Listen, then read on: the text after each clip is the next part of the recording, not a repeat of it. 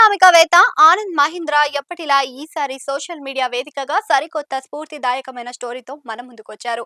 ఈసారి షేర్ చేసిన కథ మనిషి తలుచుకుంటే ఏదైనా సాధించగలడు, మందితో పని లేదని చెప్పే సందేశాత్మక స్టోరీ.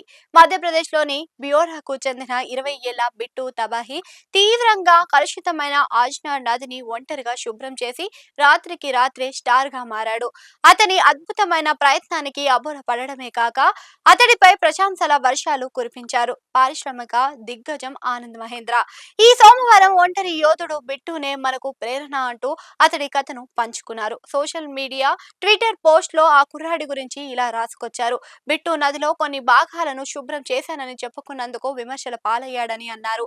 కేవలం వ్యూస్ కే ఇదంతా అని ట్రోల్ చేసినట్లు తెలిపారు. సోషల్ మీడియా కూడా నిజమైన కృషి కంటే అల్పమైన వాటికే ప్రాధాన్యత ఇస్తుందన్నారు అని విమర్శించారు.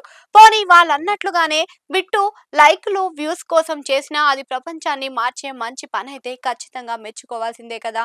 విమర్శలు దేనికని ప్రశ్నించారు. ఇక బిట్టు బిట్టు జనవరి 26న కొందరు స్నేహితులతో కలిసి నదిని శుభ్రం చేయడం ప్రారంభించాడని చెప్పారు.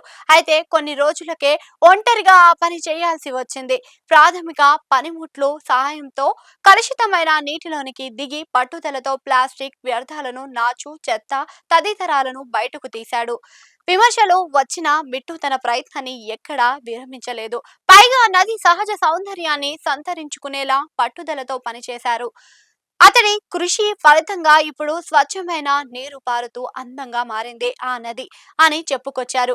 అందుకు సంబంధించిన దృశ్యాలను కూడా బిట్టు తన ఇన్స్టాగ్రామ్ లో షేర్ చేశాడని అన్నారు. డిజిటల్ స్టార్డమ్ కోసం చేసిన అది సమాజ హితానికి ఉపయోగపడేదే అయితే మెచ్చుకుందాం, ప్రోత్సహిద్దాం అని అన్నారు మహేంద్ర.